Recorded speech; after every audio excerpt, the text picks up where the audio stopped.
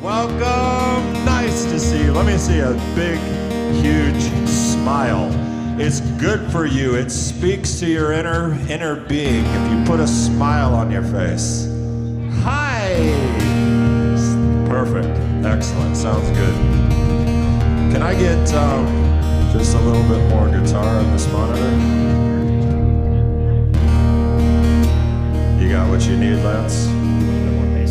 A little more bass in the guitar. All right, here we go. So listen, what holiday? Purim. Do it.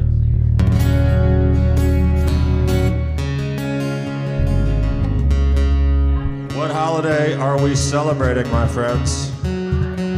Hanukkah, which means you have to be subjected to the Hanukkah Shabbat worship service. It's not really worship, it's mostly celebratory. But thank God Irvin is here, because I can't do Hanukkah without Irvin for the music. One song.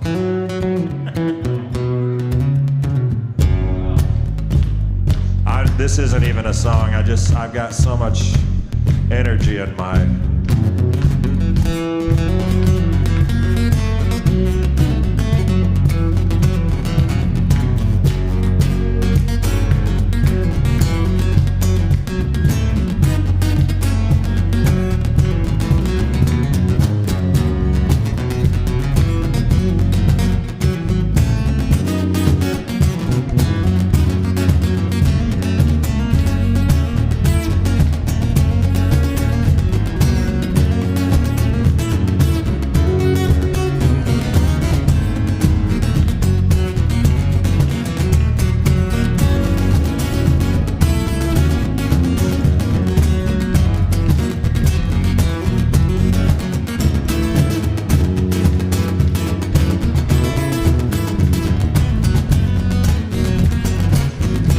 you clap and you have a smile, I mean, I can't even tell you what that's going to open up for you.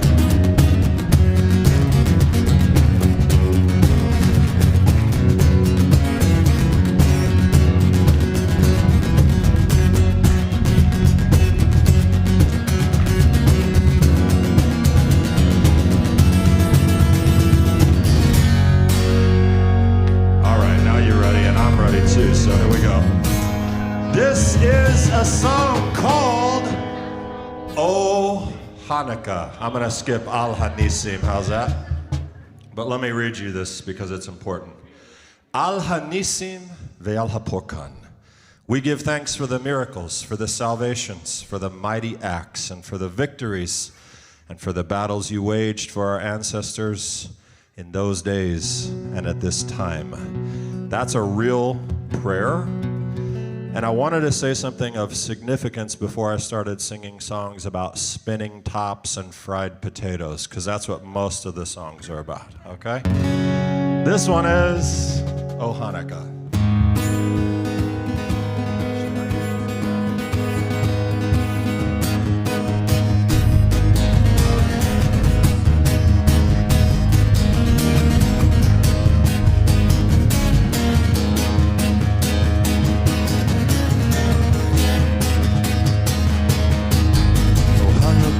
Hanukkah, come light the menorah. Let's have a party, we'll all dance a hora. Gather round the table, we'll give you a treat.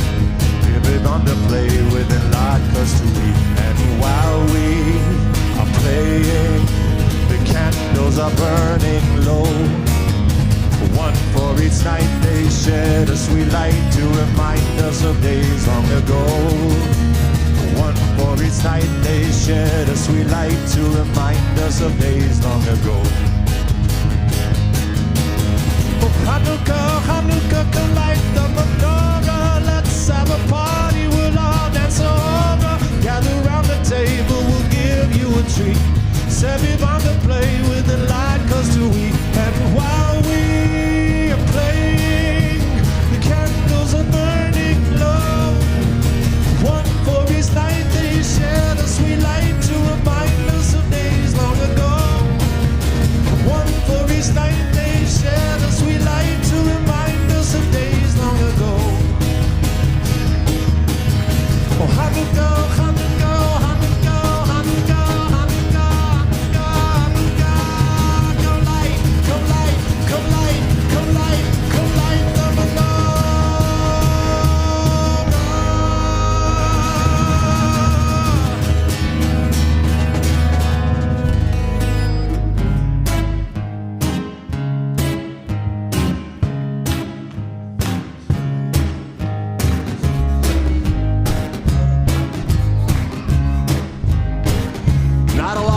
words in this one. It's in Hebrew, but I need you to try it nonetheless. Sevivan, so, Hanukkah, Uchakto. Sevivan, so, Hanukkah, Uchakto. Hag Simcha Ulam, Nes Gadol Sham, Nes Gadol Sham, Hag Simcha Ulam. What's a Sevivan? It's a dreidel, right? Sevivan, so, Hanukkah, Uchakto, Hanukkah, Uchakto, Sevivan, so, Hag Simcha Ulam, Nes Gadol Sham, Nes Gadol Sham, Hag Simcha Ulam. Sevivan, so, Hanukkah, Uchakto, Hanukkah, Uchakto, Sevivan, so, Hanukkah Ulam, Nes Gadol Sham, Nes Gadol Sham, Hag Simcha Ulam.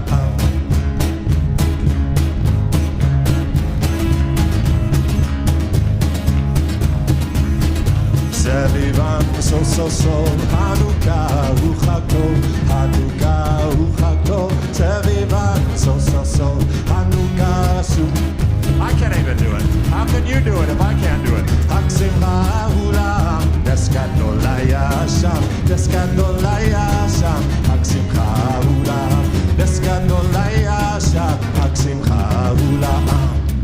We'll stop there. Oh, we have to do that one, Lance. For the kiddos. For the kiddos.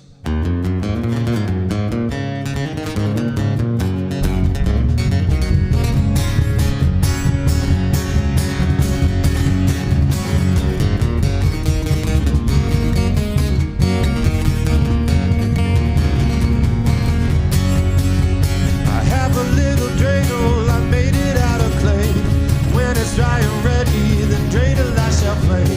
Dreidel, dreidel, dreidel, I made you out of clay. When it's dry and ready, then dreidel I shall play. That's the chorus, okay? It has a lovely body with legs so short and thin. When my dreidel's tired, it drops and then I win. Oh, dreidel, dreidel, dreidel, I made you out of clay. When it's dry and ready, then dreidel I shall play.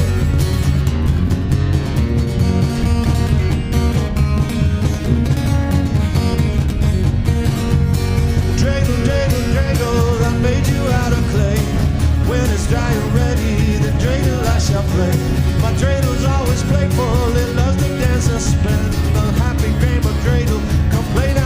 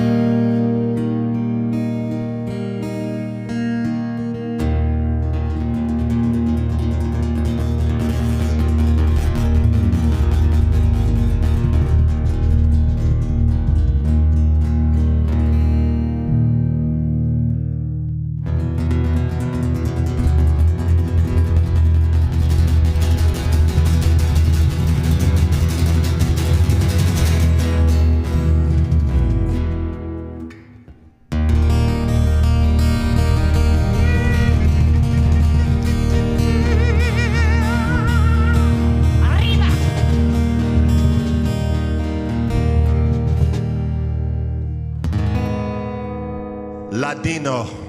You know the language? Combination of some languages. Spanish and Hebrew, I believe, or something similar. And some French. And so, this is the one Ladino song we do every year. I hope you'll enjoy it with us. We certainly do. Hanukkah linda está aquí. Ocho candelas para mí.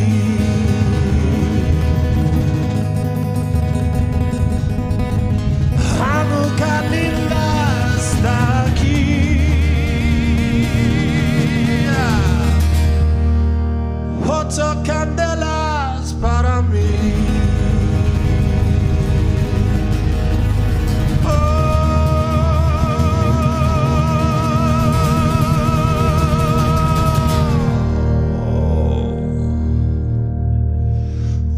Candelicas, dos candelicas, tres candelicas, cuatro candelicas, cinco candelicas, candelicas, siete candelicas, ocho candelas para mí.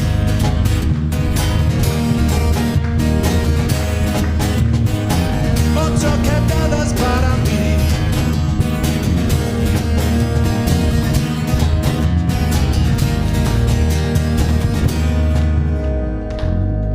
Muchas fiestas vou fazer con alegría sin placer. Muchas fiestas vou fazer con alegría sin placer.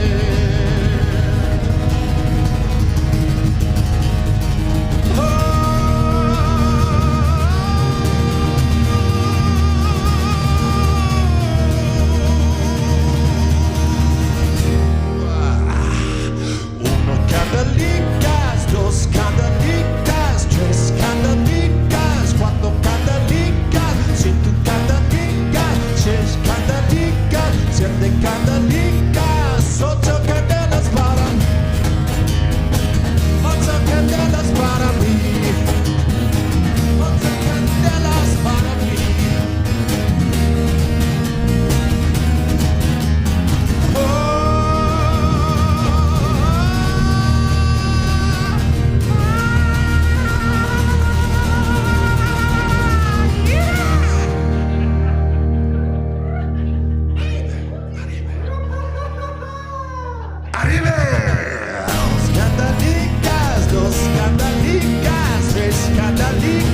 Cuatro candelicas, cinco candelicas, seis candelicas, siete candelicas, ocho candelas para mí.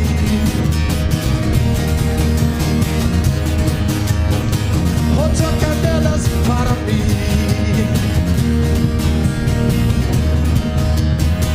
Ocho candelas para mí.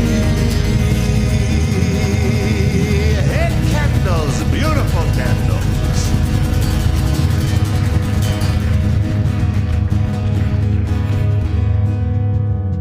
Love it. All right, that's that one for a year. This is our Hanukkah hymn. Also a prayer, but it's been turned into a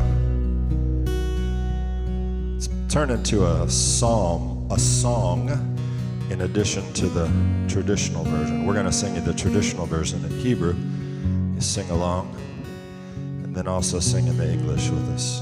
I like it in D better than C. It won't change on the fly. Ma'utzo Yeshuati Lichana Elefane Shabbat. Tikkun betefilati b'sham toda nezabeha etachin manbeha mitzaram nebeha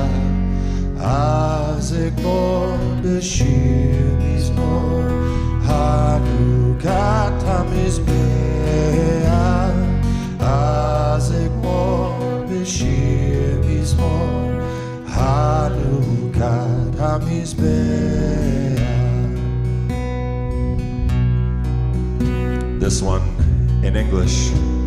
It's the one we used to sing at the Kids Hanukkah program at Temple Beth Israel in Little Rock, Arkansas.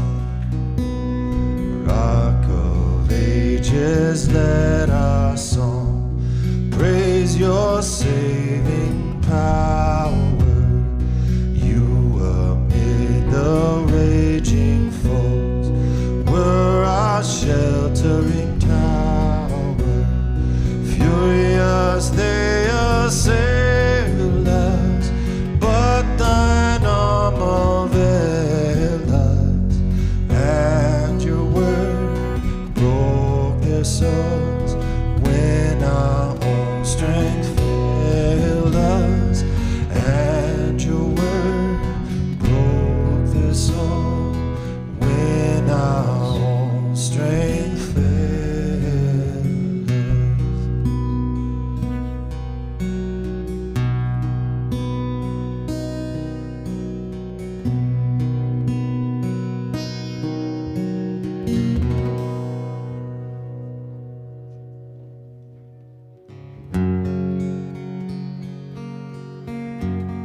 Raise your hand if you were alive in the 80s.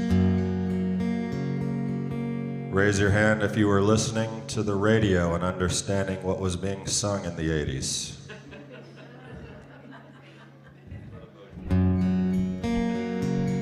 Raise your hand if you know who Sister Christian is. Good.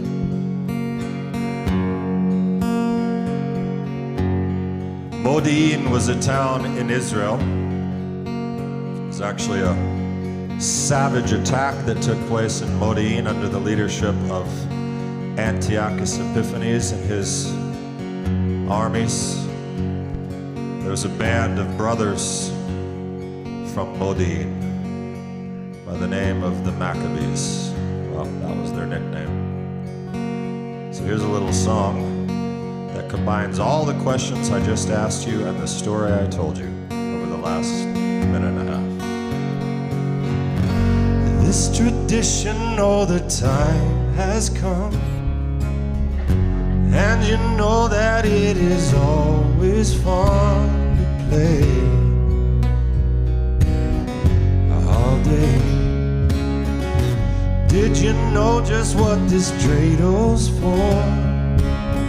You know these toys we got portray the war on Jews. It's true.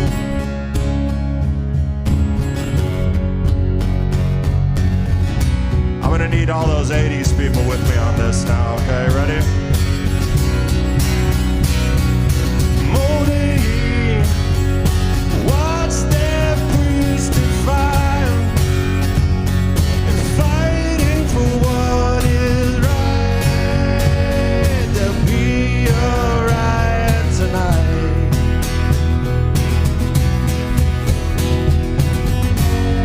You know you've only got one flask, and mama's worrying that oil won't last for 8 whole days. These traditions help so much in life. Don't you give them up before your time is due.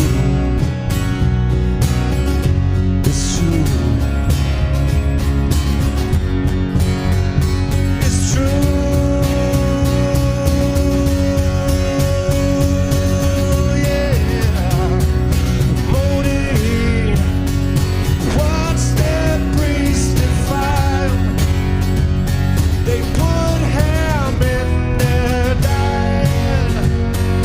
Drove them all to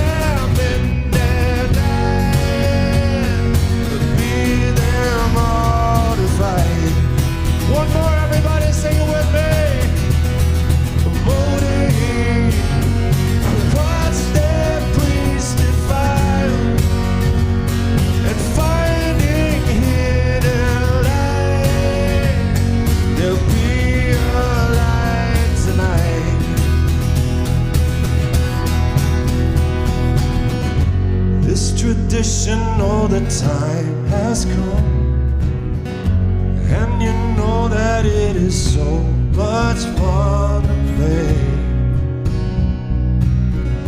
all day.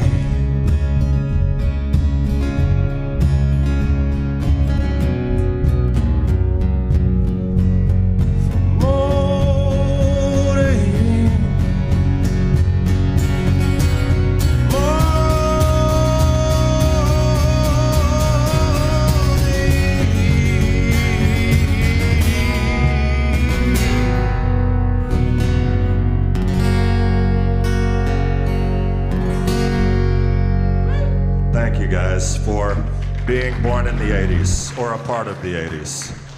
That's a song by my friend Aaron Eby. He wrote another one this year to, gosh, I can't remember. Billy Squier, Not Everybody Wants You, but the other song that Billy Squier is famous for.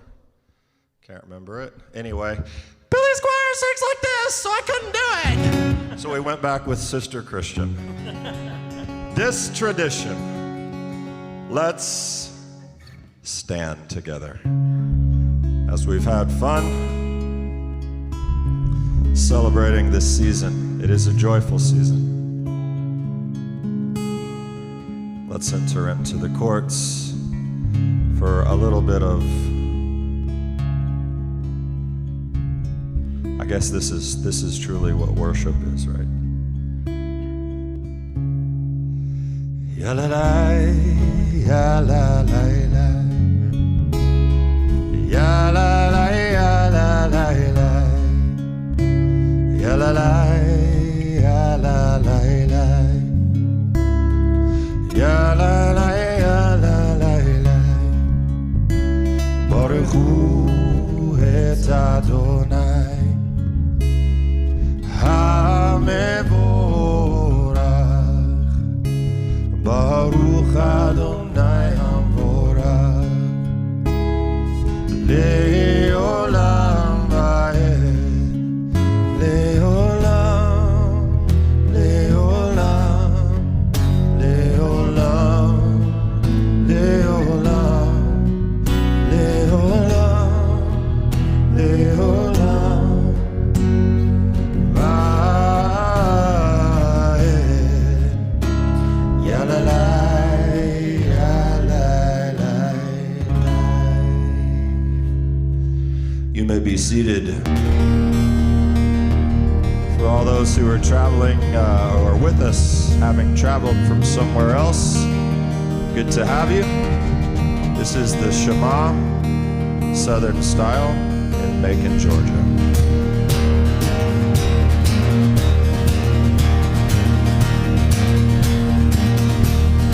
Hear, O Israel, the Lord is our God, the Lord is one. Hear, O Israel, the Lord is our God, the Lord is one.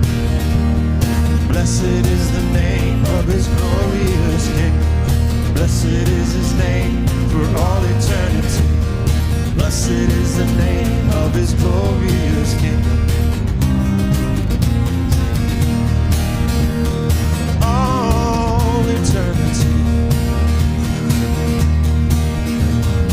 Yeshua, he is my Messiah. He is Lord of all. Yeshua, he is my Messiah. He is Lord of all. He is Lord of all. He is Lord of all, yeah. Let's stand together.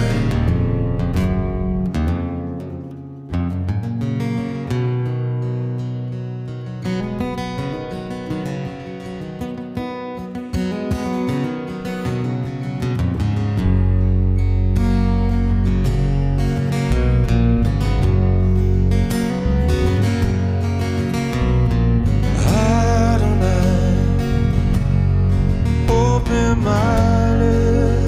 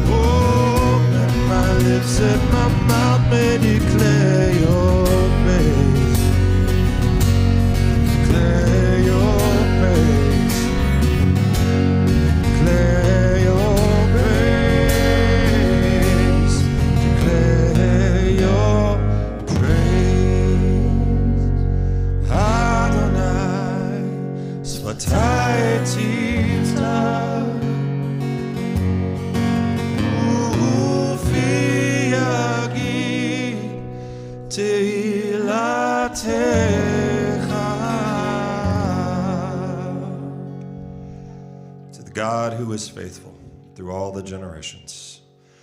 Baruch atah Adonai Eloheinu Elohei Avoteinu Elohei Abraham Elohei Yitzchak Elohei Yaakov Ha'el Hagadol Hagibor V'Hanora El Elyon Gomel Chasadim Tovim V'Konei HaKol V'Zocher Chasdei Avot U'Mevi Goel Livnei V'neihem Leman Shemo B'Ahava Melech Ozer Moshiach U'Magen Baruch Atah Adonai Magen Avraham. Amen. The God who is faithful to resurrect the dead. Atah Gibor Le'olam Adonai Mechayei Metim Atah V'Rav Lehoshia Mashiv HaRuach U'Morid HaGashem Mechaker Chaim B'Chesed Mechayei Metim Berachamim Rabim Somech Noflim V'Rofeh Cholim Umatir Asurim Umkayem Emunato Lishenei Afar Michamocha Ba'al Gevurot Umidom Melech Memit Umchayei Umatzmiach Yeshua V'nemanatah L'chachayot Meitim Baruch atah Adonai Mechayei HaMeitim. Amen. To the Holy One seated above the heavens. Kadosh, Kadosh, Kadosh, Adonai Tzevaot, Baruch atah Adonai Ha'el HaKadosh. Mimkom Malkeinu Tofia V'timloch aleinu Ki mechakim anachnu lach Hay, hay, hay Matai timloch Betzion Bekarov Be'amenu Le'olam va'et Tishkon Titkadal V'titkadash B'toch Yerushalayim Ircha Ledor Ador U'netzach Netzachim Ay, ay, ay Ve'enenu Tirena Malchutecha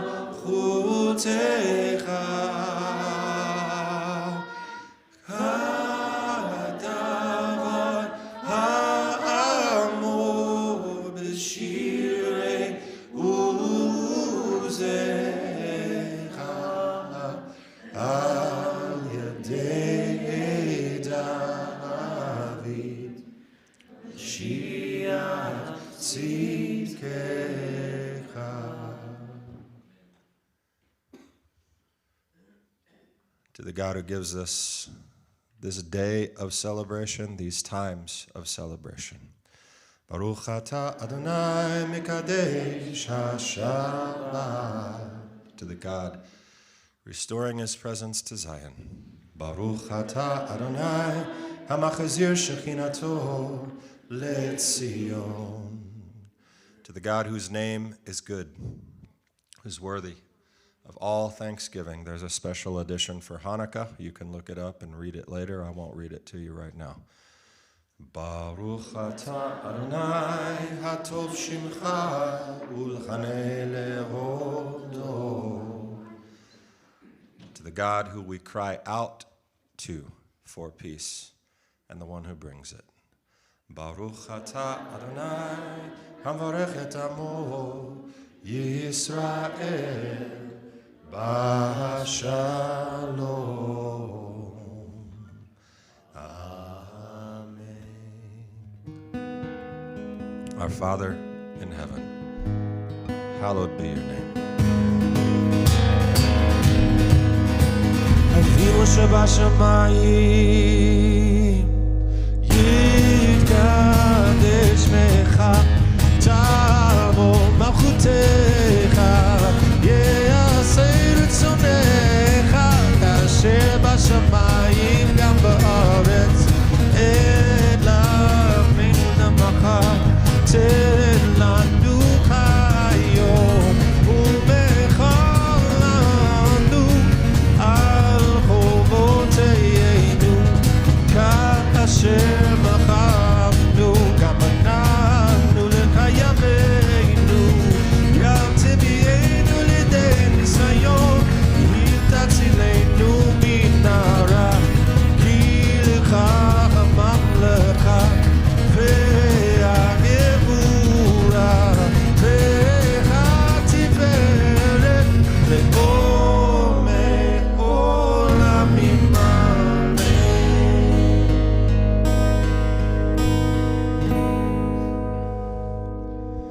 For the sake of our Master Yeshua, in his merit and his virtue, may the sayings of my mouth and the meditations of my heart be favorable, be favorable, be favorable to you.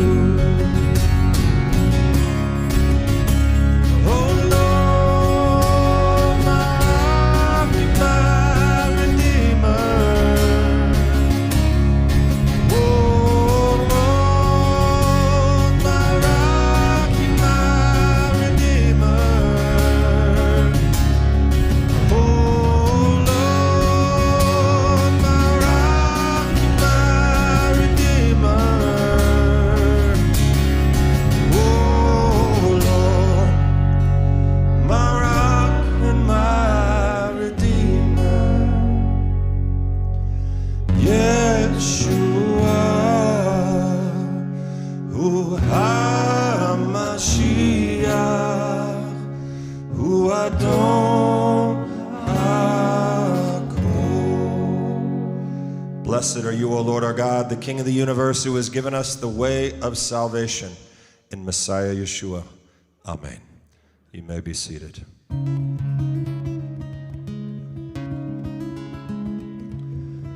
Thank you to all who, in addition to their regular offerings, because I never really did say that's not exactly how a campaign works. Like, you don't say, all right, I'm giving the same offering, but I'm just going to change it and say this is the building. That's not actually how that works. You give additionally to it. So a word of thanks to all who have, and thank you to everyone who faithfully supports the work of Shalom Macon. From us to you, Shabbat Shalom.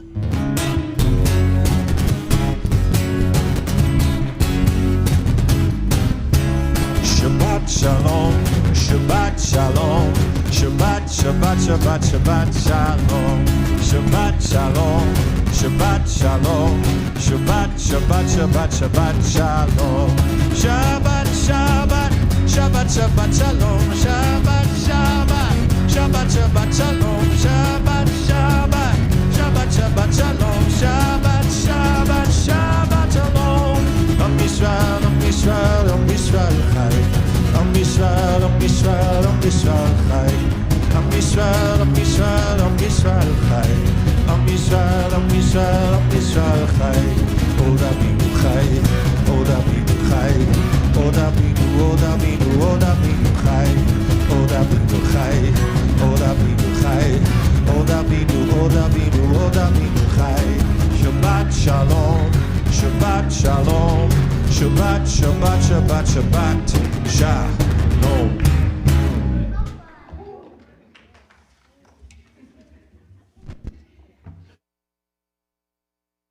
Hag Hanukkah Samayach. So glad y'all could join us today. It's a delight to be standing before you today, and thanks, Lance, for filling in for me last week. Hilarious, but no information given. Thanks, buddy. I won't be here next week, but Jarrett's going to fill in next week. So, thank y'all so much for being here. We have all kind of visitors here today, our extended family from Tennessee, from Florida, the Tran clan, and all 189 children that they have. We just thank y'all so much for being here today. We'd like to welcome Magna Travato from New Jersey, which I was in New Jersey last week. Teresa Kraut in Chetique, Wisconsin. Edgar McDonnell from Sonoya, Georgia. And Carolyn Hurley from Miller, Missouri. And we have people joining us from Japan, South Africa, England, Texas, Arkansas, Arizona, California, Washington, Florida, Nebraska, Virginia, and North Dakota. Say hello to my brother there for me, will you? So anyway, today, right after services, we'll be having a oneg. So please stay and join us for that. And then we'll have Tour Club at 1:30. And if you are a member of another tour club, you're more than welcome to join us. Or if you would just like to check it out and see what tour club's all about, please come join us. You can join us online or here, and that will be at 1:30. And then the kids will be having their Hanukkah practice in here starting at 1:30 as well today. Then tonight we'll gather back at 6 p.m. for a Havdalah and bonfire and s'mores and hot chocolate and coffee bar. So please come back and join us if you can for that. Let's see. And then in the morning at 9 a.m., Lance is going to kick off the Macon Men Prayer Breakfast. So if you would like to join us, please come and join us. And let Lance know today so he knows how much to prepare for. And then tomorrow afternoon at 2 o'clock. Sabrina, are you in here? So roller skating, get your ticket. You need to get it tonight. And Sabrina's going to give us more information on that. Okay. We're going to get to relive a little 80s. Remember going skating in the 80s? Okay. We get to do it together at the same time as raising money for Israel, our Israel Relief Fund. So the tickets are still available. See Miranda. If you've already purchased your tickets, get them today after service. Go to Miranda Jones, and she'll give you your ticket, which is a wristband. That's for you to skate. If you don't want to skate, you just come, okay? You don't have to have a ticket to come, to just be there in fellowship. If you're a family of 4 or more, we capped it at $32. So $8 a person or $32 for a family. The last available tickets will be tonight after Havdalah. So come tonight if you're not prepared. If you don't want to purchase them on Shabbat, we understand. Purchase them tonight and get them from Miranda tonight. We will not be selling them tomorrow at the skating rink, okay? So get them tonight after Havdalah. And come out at 2 o'clock. It's in gray. It's a great skate. And you can request a song like whatever you like to skate to. So hope to see you tomorrow. Great skate tomorrow at 2 o'clock. There's a link right there. Yeah. So. Yep. Tonight is the last night to be able to purchase tickets, though. And then tomorrow evening at 6 p.m., we'll gather together for our annual Hanukkah party. Lockheed's White Elephant Exchange. If you are 13 or years old or older, you can participate in that. But bring a gift of $10 or under if you would like to participate. We'll also have a donut eating contest. Ooh. If you would like to participate in the donut eating contest, please see Miranda and sign up for that today so that she can have the proper amount of donuts for y'all to scarf up. And then we'll also be having a kids and adult sweater contest, ugly Hanukkah sweater. And I got mine already, so we are in for a treat. So, and please sign up to bring food tomorrow evening. We need latkes, side dishes, drinks. So please sign up for that. And then next week, on the 16th at 7 p.m., we'll be having Torah on Tap, men. So go ahead and read chapter 10 and 11. Now, 11 is a long chapter from what we're used to in these. So go ahead and read all that. We won't go all the way through 11, but be ready for that for next Saturday at 7 p.m. That will be online and here. And if y'all can see this little button here, I don't know if y'all can see it, but it says hashtag stand up to Jewish hate. If you would like one of these little buttons, please see Miss Jane Eisner. She has them, and Lord knows we need to stand up against that. And I would just like to encourage you, as Rabbi said earlier, let's be a builder, not a bystander. Do your part to help in any form that you can. Shabbat Shalom and Hanukkah Sameach. Very good. If you check out these flowers closely, you'll see some obvious things. There's some Hanukkah dwelt. There are some Sevivon in there, Dreidels. But what's the main theme? Can you see it? It's in yellow. There's a menorah, a Hanukkah right there. See, you got a little shamash there. Very nice, Miranda. Kids, let's go to Shabbat school. My goodness, this will be an adventure. Who's teaching Shabbat school?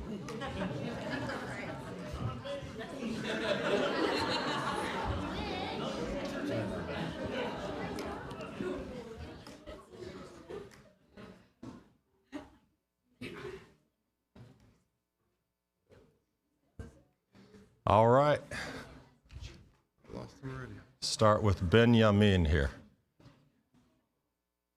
Yisimcha Elohim, ke Ephraim v'hi Menashe. May the Lord make you like Ephraim and Menashe.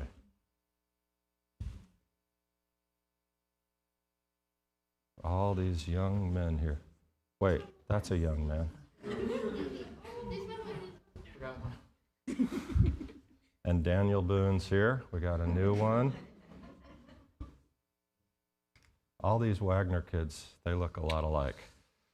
Yisamech Elohim, Kesara, Rivka, Rachel. Every time it works out that way. Veleah. Father, a blessing for all of these precious, precious young ladies. And for all of our children, Father, for their parents, I ask that you would bless them in their role, most important role they will have. So help to teach them in the way that they should go. Father, thank you for this. This is as good as it gets, I think, in a community, to look at the future sitting before you and know that you have an opportunity to speak into these lives. So let us take that opportunity and excel in it with your help. Yivorechecha Adonai v'yishmerecha. Yo'er Adonai panav elecha v'yasem lecha shalom. All right, you can go find your parents and learn.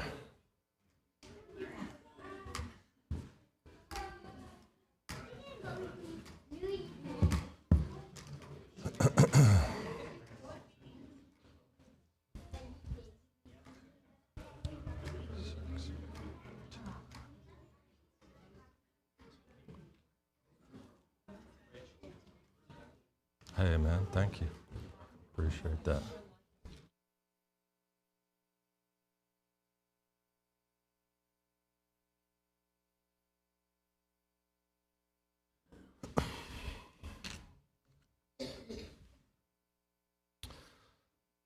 Well, happy Hanukkah, obviously. We had a great talk last week, I would like to think, about what it looks like for a glorious future. That we're not, necessarily there, a kingdom as the prophet Isaiah speaks about, where nations will beat their swords into plowshares, their spears into pruning hooks. Nation will not take up sword against nation. It will be a time of peace. They will not train for war. But unfortunately, as we discussed, we're not there yet. And God still has some work to do to settle the score. And by score, I mean removing death and sorrow and pain and injury and all of these things, because the world is still pretty messy. And as a matter of fact, ironically, or not, it turns out that as we celebrate Hanukkah in this season of 2023, Israel is currently battling once again an enemy intent on their total annihilation.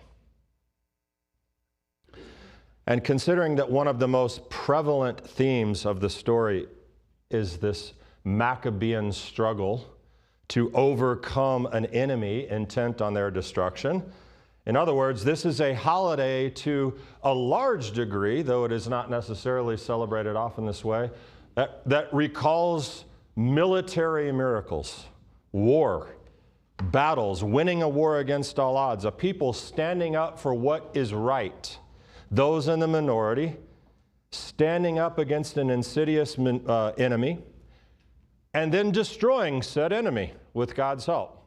That's basically what Hanukkah is about. We have lights, we have oil, we have latkes, we have dreidels, we have all that. But that's the miracle. That's what's being celebrated. So I felt compelled this week to share a little bit more about the Israel conflict. Now listen. Heavy sigh. I know that last week's Hanukkah message was not exactly uplifting. And this one, if this is a holiday, also, if we're going to talk about Israel again, another thing about Israel, can we just celebrate? I mean, why? Well, apart from the fact that Israel matters to everyone in this room, and it's the apple of God's eye, and it's the future for every disciple. It's a central component. What happens there is important. Today, I actually want to move outside of Israel. I want to talk about it, but I want to talk about the bigger implications for the entire world of this conflict. This is not going to be a commercial for Judaism. I'm not going to give you another message about anti-Semitism is on the rise. We need you to stand with us. You already know that. Some of those elements are inescapably in here. I won't talk much about the barbaric stuff in the south of Israel. This is actually a lot less today about Jews and Israelis, and even less about Palestinians and Arabs, honestly. So if you're tired of hearing me talk about that, good news. This is about something, though, that we all really need to understand. It's about religion. It's about God, which means that I'm free to talk about it in the synagogue, right? That's what we do here. But the incredible thing, I'll just point out, that about what I am talking about in the synagogue is that much of what I want to share with you in my words and some of his is drawn from a guy named Sam Harris in a podcast that he did. I doubt if many of you know who Sam Harris is. He is a Jewish guy and a devout atheist. And so, again, unavoidably, some of the things that he says will be tempered, tinted, stained by a total abhorrence of religion. But what Sam Harris said in a podcast that I listened to, you just absolutely have to know this. You just have to know. And so, I guess it's ironic. Pirkei Avot tells us, learn from all men, whether it's what to do or what not to do, but you can learn. So the irony, I think, is this is about God and religion in some sense, drawn from content by a hardcore Jewish atheist delivered to you by a Messianic Jewish rabbi. So that's a twisty road to get where we are. But it's also about some of those Hanukkah themes. It's about genocide. It's about war. And primarily, it's about apathy. because apathy was actually one of the main things that was going on during Hanukkah. I told you they went into Modi'in and they did these terrible things, and Mattathias was like, no, listen, we've got to stand up. And so someone did. But this message is about something that moves far beyond the borders of Israel, Gaza, even the Middle East. What is this about? What is the buildup here, Rabbi? What's the thing about? Ready for the word? Jihad. Oh, not again. Well, first of all, we as Westerners don't really know exactly what jihad means. Jihad in Islam has more than one meaning. There is a greater jihad. Are you familiar with this? And the lesser jihad? I know my friend from the United States Army who has been deployed and is working in these arenas. I know he knows as he shakes his head. Do you know what the greater jihad is in Islam? It is struggle against your own internal difficulties, your own sinful nature, and living out the best version of yourself according to Islam. That's the greater jihad. The lesser jihad is the one we all know. So, I want to talk about this a little bit because this is the thing, jihad, struggle, striving, that after 2 months of war since Israel, 2 months of Gaza, Lebanon, all those events from October 7th, I don't know how many articles I've read, how many videos I've watched, how many hours of listening and reading. I've been to at least 2 presentations, one at a church, one at a college. I've been to a rally in Atlanta. I mean, I've been immersed. But this is the thing. What I'm telling you today, I have come to realize is maybe the most important thing for you to understand, for you to get after all of this time, that you really need to know. It's not that the other messages that I've given you were not incredibly valuable. They were. You need to internalize those things I told you about Israel and all of that. I'm not moving past it. I'm not suggesting that what's happening has lost its importance, but what the animals of Hamas did on that day and what has continued since then with the protests and the hatred toward Israel, directly, indirectly toward the Jews, we can't avoid that, and the elevation, the edification of Hamas reflects a level of ignorance that must be addressed. And ignorance, that word has a lot of meanings. Ignorance, first of all, I'm not sure how much of this ignorance is textbook ignorance, which literally means I don't know the facts. I am ignorant of the facts. Or it could be ignorance that is stupidity, the kind that you insult people by saying, because those are the people who do know the facts and they still act like idiots. And then there's just hatred, which is almost always informed also by ignorance. But I recently had the unpleasurable experience of seeing all 3 kinds of ignorance on display at a local college campus called Mercer University.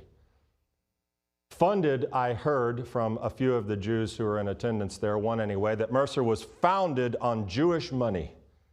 Jews were a central part of funding Mercer's establishment as a Baptist college, I think is how it started. But this particular evening, I attended what was called a conversation on the Israel-Palestinian conflict, or I don't remember, a conversation.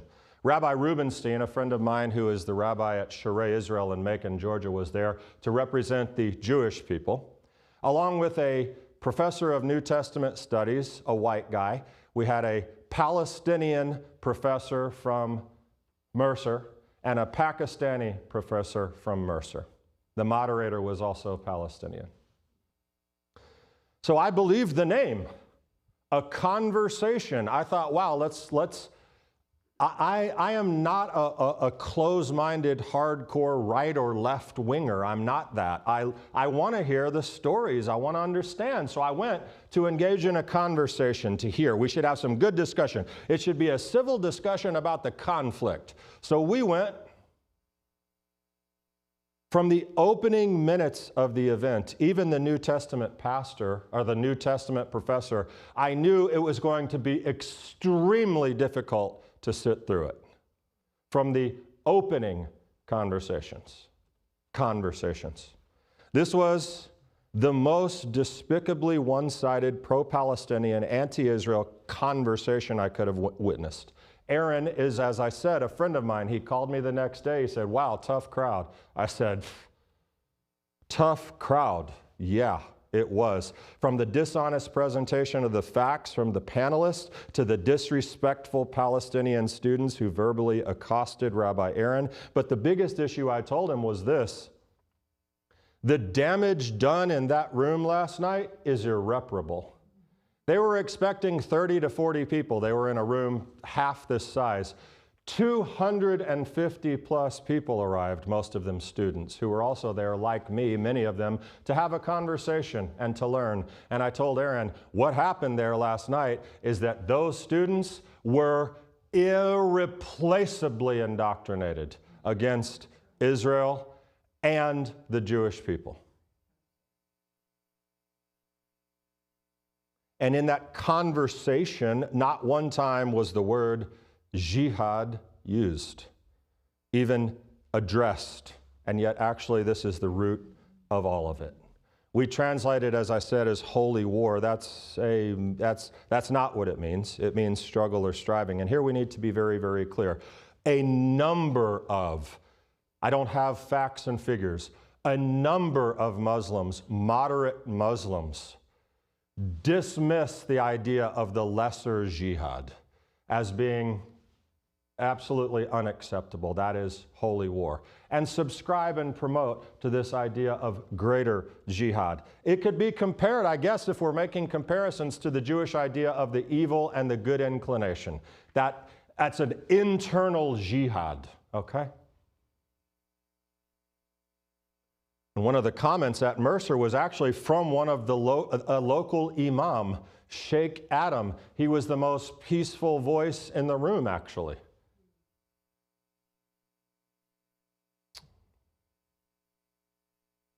But there is a jihad, which is holy war. And what happened in southern Israel to those men, women, and children was exactly that. Jihad, a holy war, and it is a fundamental component of the Islamic belief system. Now, before we go further, just stop and listen to me. If you're concerned that I'm about to go on a radical right-wing tear against every Muslim in the world, I am not going to do that. And stereotype them as the devil's spawn, I am not going to do that. I'm not. I don't get to be anyone's judge.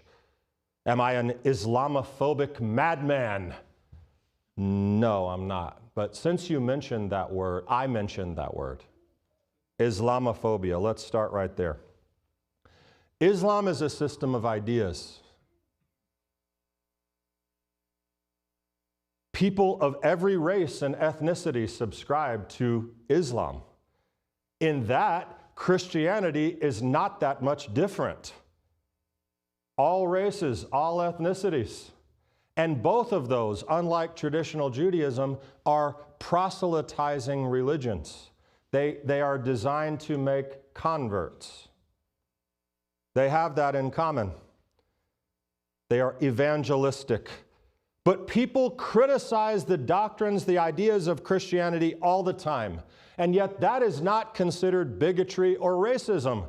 There's no such thing as Christophobia. You don't hear that.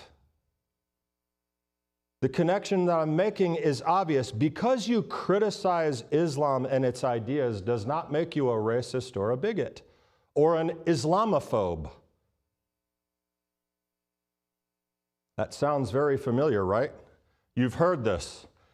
It's not that I dislike Jews. I just dislike Israel. Okay? That argument works for them. It works here too. That's oftentimes not true. And even in what I'm saying, if you push this criticism of Islam or any set of beliefs all the way to the people who believe it, then you become a bigot and a hater and a racist. But the idea of being able to criticize, question a system of beliefs does not make you a racist. So no, I am not an Islamophobe. We need to put that idea actually to death.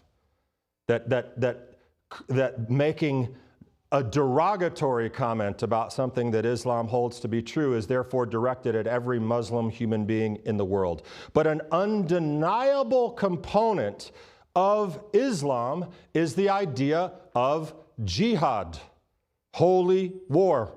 Most people in the West still don't understand the problem of it or are living in denial of it, or both. Many people believe, listen, everyone just wants to be happy.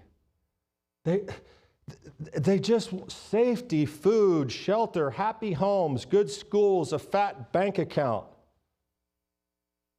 And the extension then is that if somehow otherwise normal people would then engage in extraordinarily destructive acts, suicidal terrorism, burning, killing, non-combatants, that they must have been pushed into this extreme by other people. How could otherwise good and balanced humans who just want a good life, how could they become suicide bombers and have their neighbors celebrate them in this as martyrs? How could that happen? The common answer you'll hear is, well, it could only be that their entire society is oppressed and humiliated. And I mean, what would you expect them to do, right? They're oppressed by some country or agency.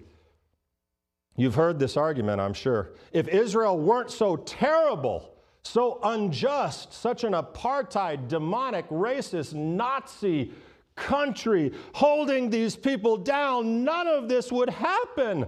Palestinian terrorism simply indicates the profound horror that Israel has inflicted upon these people. Let's be honest. Israel is not perfect. It is not. And I am open always. I would sit down and listen to someone criticize the actions and behavior of Israel. And you know what? Some of the things I would agree with. And we would have a discussion about it because Israel is not perfect by any stretch. Smart, rational people have suggested other ways that Israel might be going about this battle. But this is a big point. Israel's behavior is not what explains the suicidal and genocidal inclinations of a group like Hamas, Hezbollah, Al-Qaeda, ISIS, Al-Shabaab, Boko Haram, the Pakistani Taliban. The Islamic doctrines of martyrdom and jihad do. There have been nearly 50,000 acts of Islamic terrorism in the last 40 years. They are documented by a French agency. If you want that link, I can give it to you. 90% of them have occurred in Muslim countries that have nothing to do with Israel or the Jews. These are religious beliefs sincerely held. These beliefs are how you get normal people to commit unspeakable acts of violence against innocent men, women, and children. Intentionally. Those people did not walk into a military battle in the middle of crossfire and bombs. They sought them out. And in the enlightened West, academia and the deluded idealists, not that academia are all deluded idealists by any stretch, but they have it figured out. These experts tell us this: you can't take the jihadis at their word. They don't really mean that. None of their declarations about God or paradise or martyrdom and all the evils of the apostates and all don't worry about that. You can't take that. Well, why do they do what they do, you ask? Well, the experts tell us they just want what everyone else wants: economic, political security. They want to be part of a free and productive world society and economy. But the West won't give them a chance. Doggone it, they're held down. Same argument. It's a weak argument.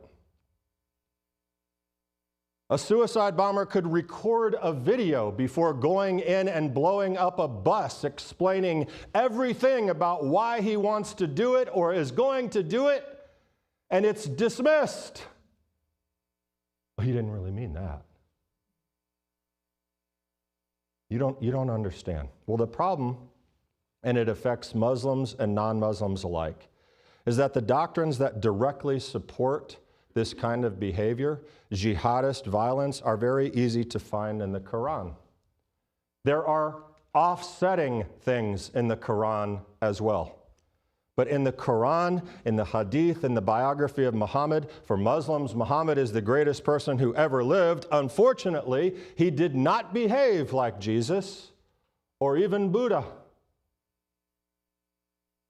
It is relevant that Muhammad tortured people, cut their heads off, and had sex slaves. That's relevant because he is a model for behavior. He's meant to inspire others. There are many, many verses in the Quran that urge Muslims to wage jihad. In the Quran, there is no Jesus giving a Sermon on the Mount about loving your enemies and turning the other cheeks. All the decapitations we see being practiced by jihadists are not accidents. It's in the Quran and in the life of the prophet. One might argue, you don't know how to interpret these texts. Your Jewish texts are barbaric as well. I mean, for goodness sakes, I read in your Torah, an eye for an eye and a tooth for a tooth. I mean, it's pretty violent. Well, listen, to be very clear, I understand more than most the difficulty of interpreting ancient texts from ancient cultures in modern times. But listen to me. I have searched far and wide and have not found one rabbi over the last 20 years who has gouged out anyone's eye or knocked out their teeth. But I have found a lot of decapitations and acts of terror that have happened. Those things are happening. There's a difference. And the difference is the reward. The reward of martyrdom and paradise. Martyrdom leads to paradise. And listen, innocent Muslims, I don't know if you know this. Innocent Muslims who die as bystanders in terrorist attacks, do you know that they've done them a favor by doing that for them? The terrorists who commit the acts, it is said that they've done them a favor because as martyrs, they immediately enter into paradise. So you wonder why human shields are not a problem? They're doing them a favor.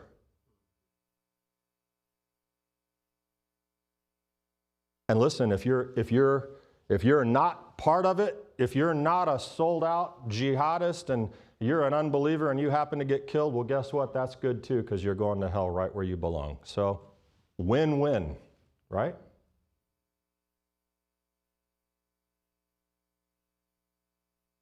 However many lives you destroy, it's good in this economy. Listen, in 2014, 6 jihadis affiliated with the Pakistani Taliban attacked a school in Peshawar.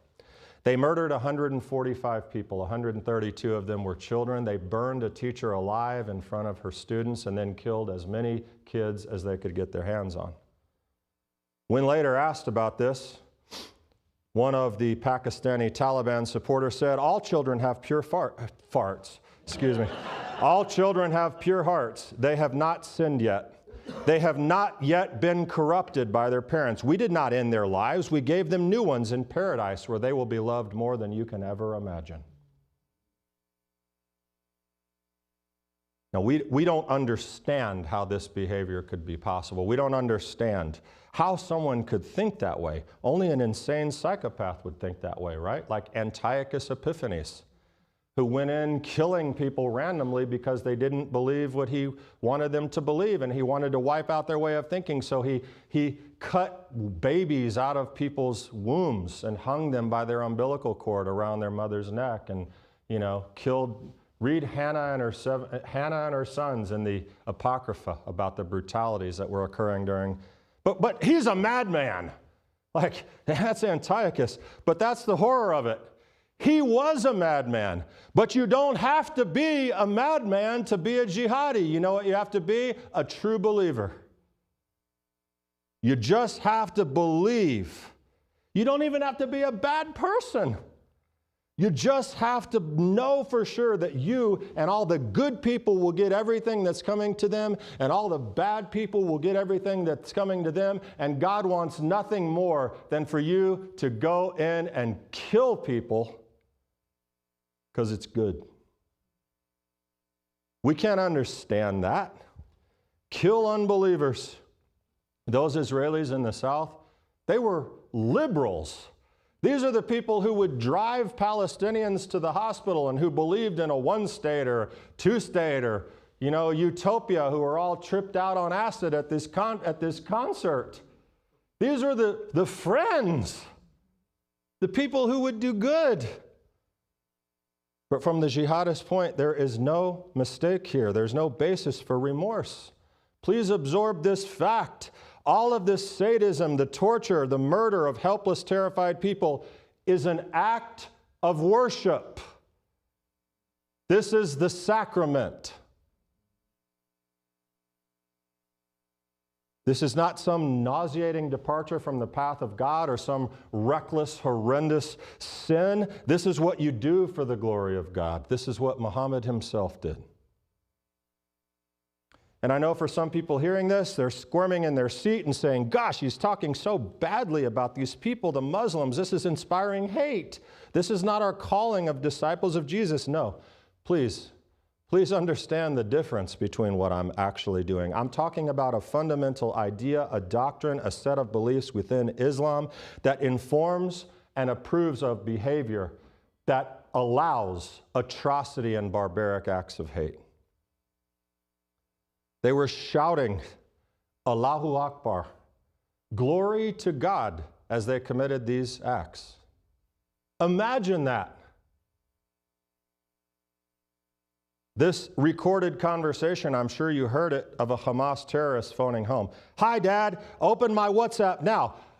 This is in Israel. Hi, Dad, open my WhatsApp now. And you'll see all those I killed. Look how many I killed with my own hands. Your son killed Jews. And his dad says, may God protect you. Dad, I'm talking to you from a Jewish woman's phone. I killed her, and I killed her husband. I killed 10 with my own hands. Dad, 10 with my own hands.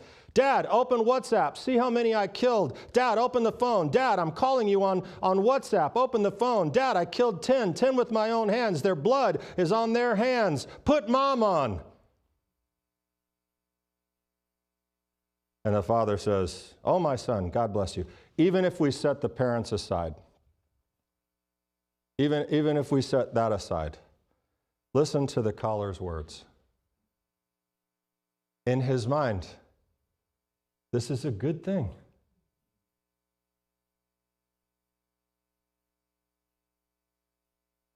And I hate to say this, you know it.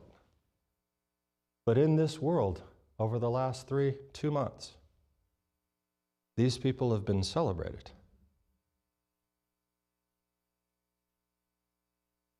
All over the world. And many of them, celebrators, the college kids, other demonstrators, they're just ignorant or just plain stupid. I don't know which one.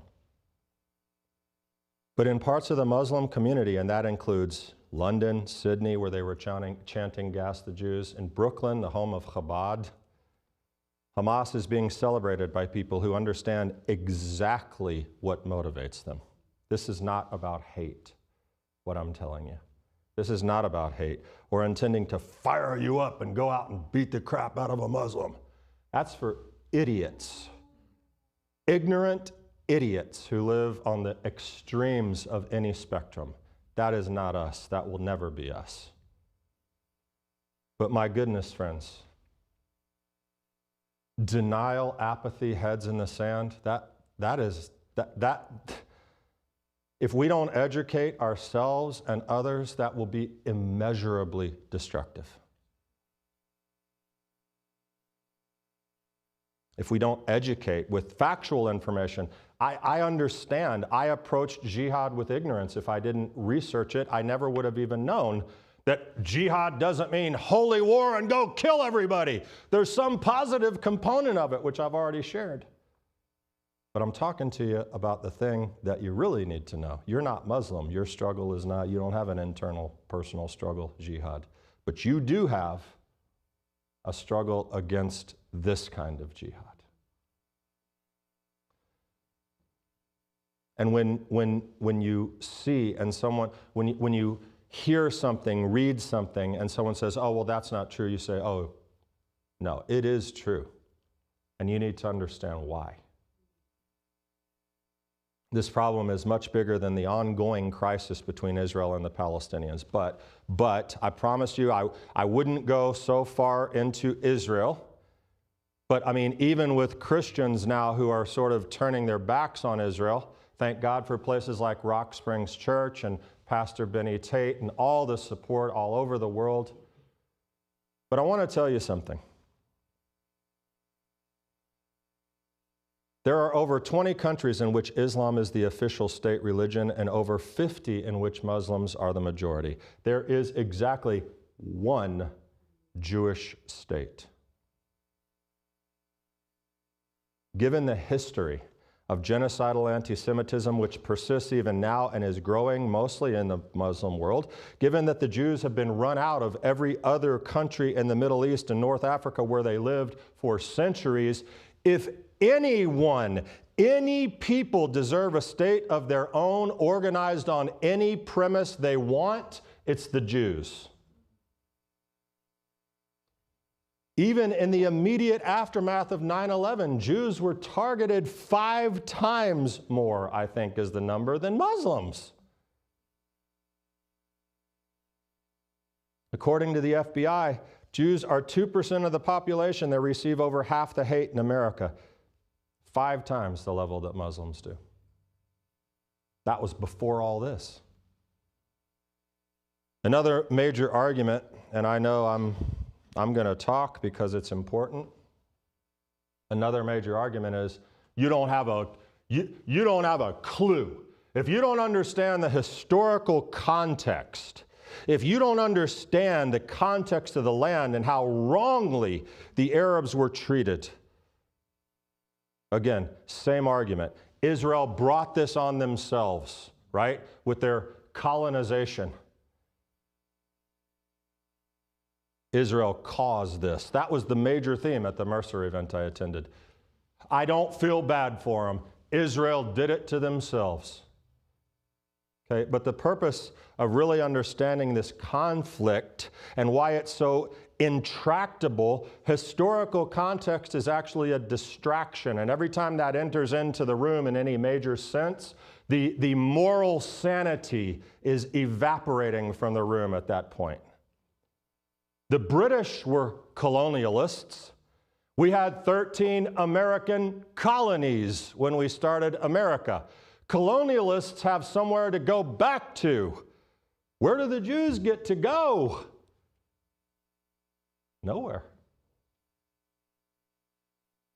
There has been a continuous presence of Jews in what is now Israel for thousands of years. Most of the recent immigrants to Israel from Iraq, Syria, Yemen, Libya, other Muslim majority countries, they were driven from their homes in response to Israel declaring its statehood in 1948. Where's their right of return? But only the Palestinians have been turned into a global fetish for their right of return.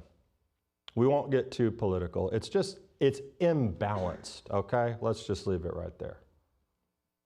Such an important point to hear right here. If having your land taken away and being managed by an oppressive force were the grounds for genocidal terrorism, where are the Navajo suicide bombers? Where are the Cherokee terrorists? Well, there were massive conflicts back in the 18th century. I know. In the 18th century, where are they now? Where are the Tibetan monk Buddhist suicide bombers? Do you know how much they have suffered at the hands of the Chinese? Where are the Palestinian Christian suicide bombers? Aware of only one.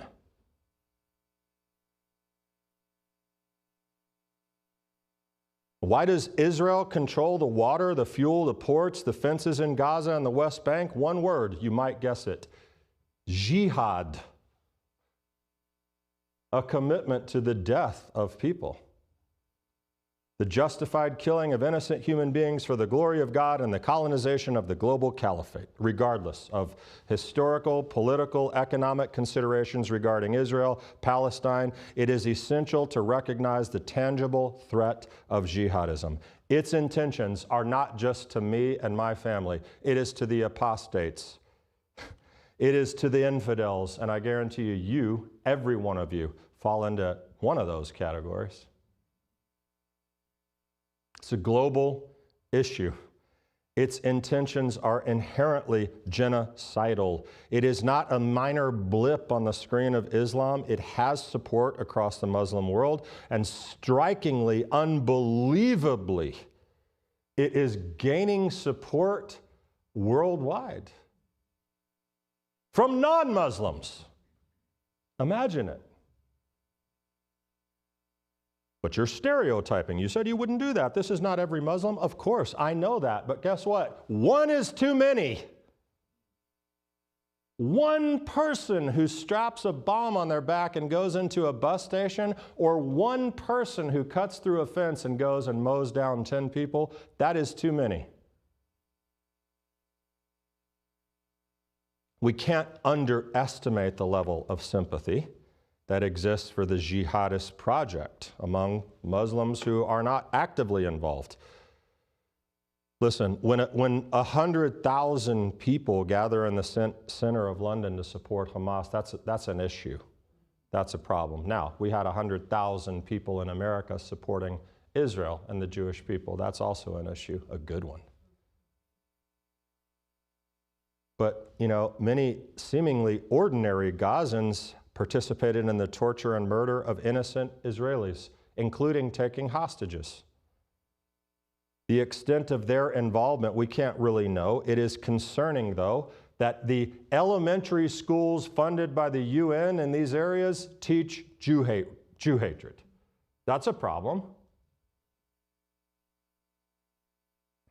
We can't know how many among the Muslim community support radical jihad, but it is a mistake to assume that only a few do.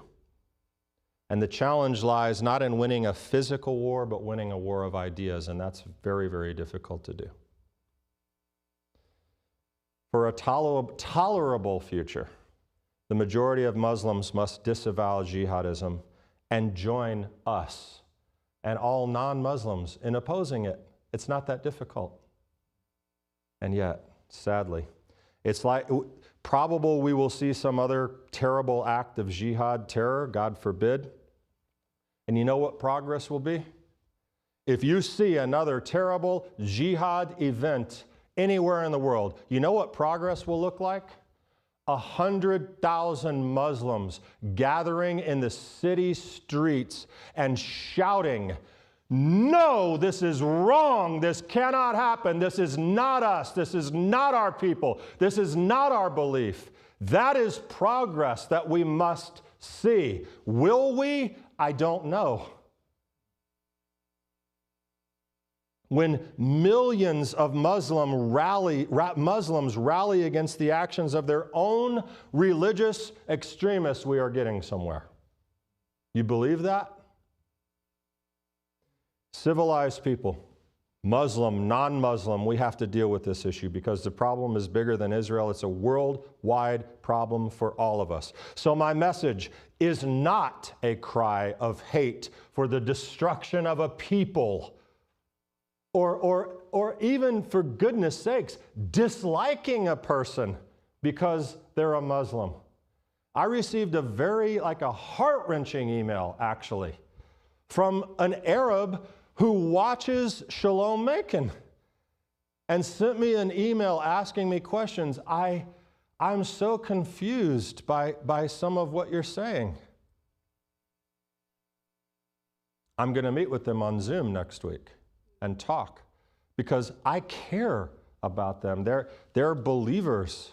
Even if they were non-jihadi Muslims and wanted to ask me questions, I would get on the Zoom and I would hope to God that we would have a friendship that developed out of that, because that's possible.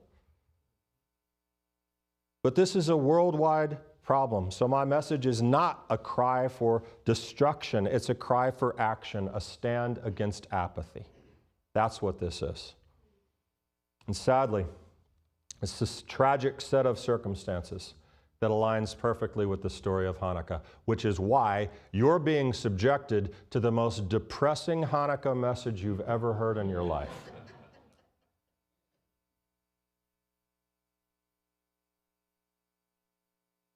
Antiochus Epiphanes was a madman, and I'm closing.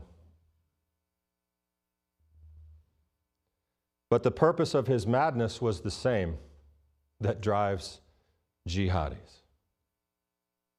Eradicate a people. Destroy this section of the human race, and it's all of us. Through whatever means necessary.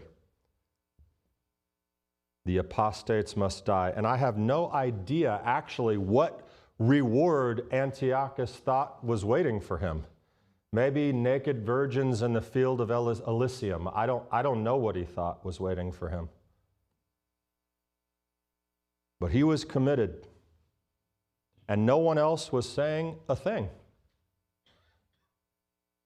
Were they ignorant? Were they apathetic, deluded, blinded, stupid? No, they were probably afraid. And a lot of Muslims are afraid too, because it's undeniable that they get killed if they stand against, which is why this becomes our problem as well, a global problem, to stand even with Muslims, moderate, sensible, loving people. They exist, I promise you. But they can't hide in the shadows, and neither can we. You see, a small group of men and women said to Antiochus and his army, this is not happening. We will stand up at the cost of our lives. We believe in the God of Abraham, Isaac, and Jacob. We will fight for that. We will give our lives if needed.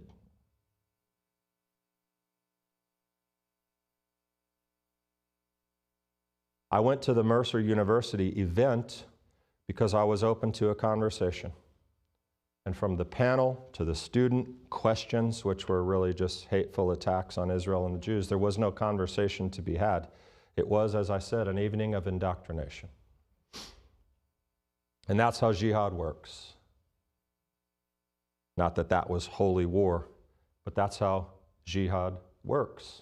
Indoctrination. This is what we must believe at all costs. Logic, humanity, compassion, mercy be damned. The end justifies the means. And the problem, my friends, is that somehow, inexplicably, this way of thinking has captured the minds of what would otherwise be normal people. I cannot explain it to you.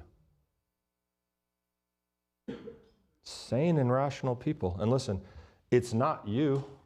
It's probably not your friends or your relatives, but I guarantee you, if you get out there and you stand up and you start having some conversations, you will find them.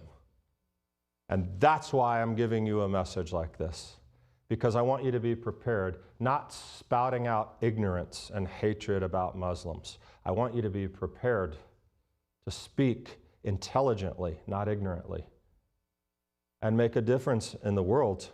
My Hanukkah message to you is this: know your enemy.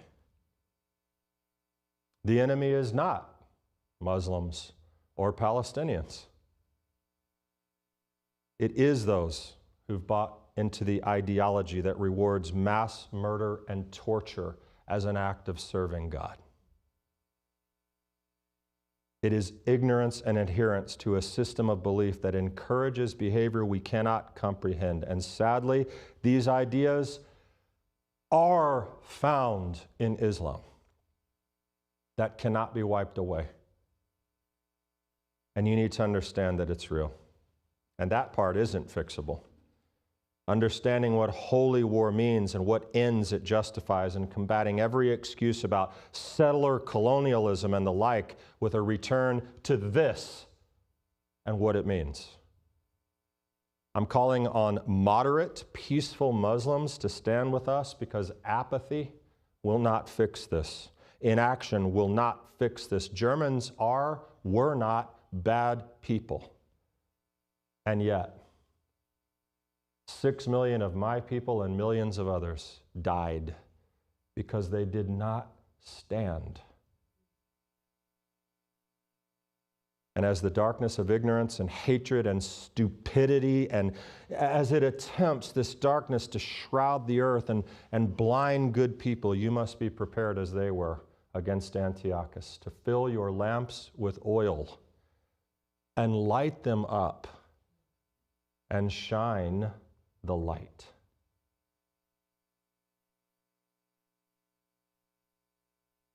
Happy Hanukkah. Shabbat Shalom.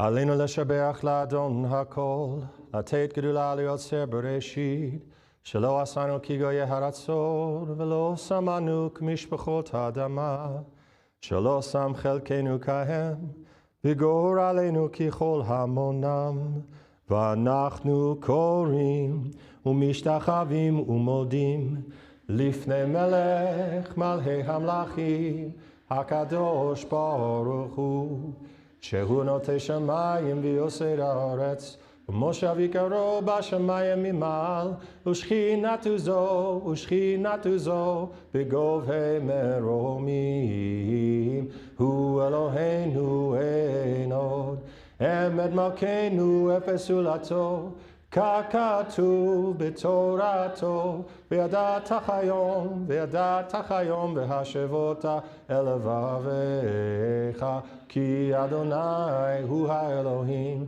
בשמיים ממעל, ועל הארץ מתחת אין עוד. Hold that thought.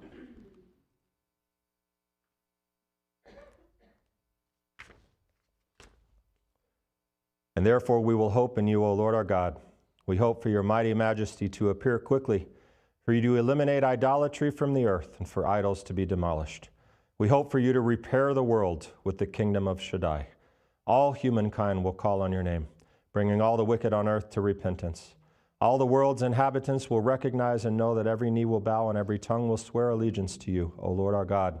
They will bend their knees and fall before you, and they will glorify your precious name.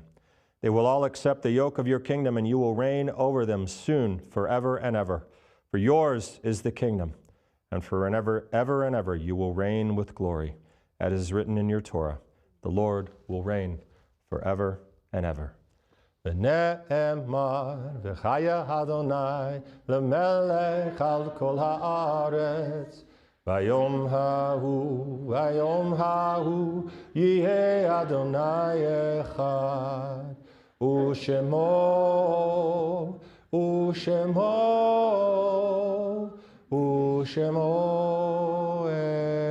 אחד.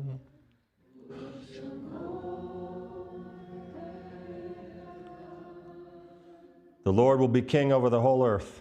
On that day, the Lord will be one, and his name one. All right, now listen.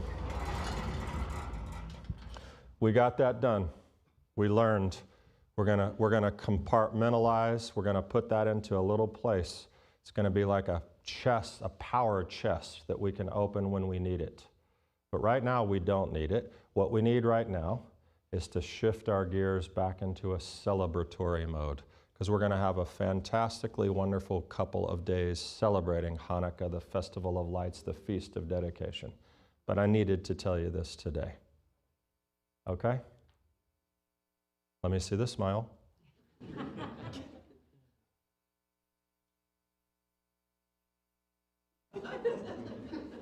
That's what happens. No one can last more than 7 seconds. It's a psychological experiment. You sit down, put 2 people, do it in a room full of people. Do it at your next board meeting with your boss. Hey, can I have the floor for a minute? Everyone in here, partner up. For the next 7 seconds, I want you to look at your partner. No matter what they do or say, I do not want you to respond or show any attention at all. Do it. You know how long? Less than 7 seconds before people are like, because a smile has power. It's good. Right, Irvin? What do the studies say? I know what life says. May the Lord bless you and keep you. May the Lord lift his countenance upon you and give you his peace. B'Shem Yeshua. Yorechech Adonai vayishmarecha. Yo'er Adonai ponav elecha vihuneka. Yisa Adonai ponav elecha v'yasem lecha shalom.